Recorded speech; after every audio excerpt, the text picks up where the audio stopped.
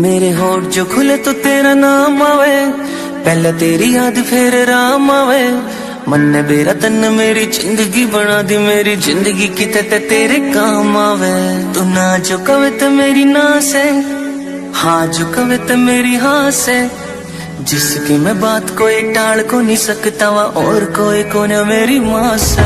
मेरी माँ मेरा रब, मेरी माँ मेरा राम, मेरी माँ मेरा शहर, मेरी माँ मेरा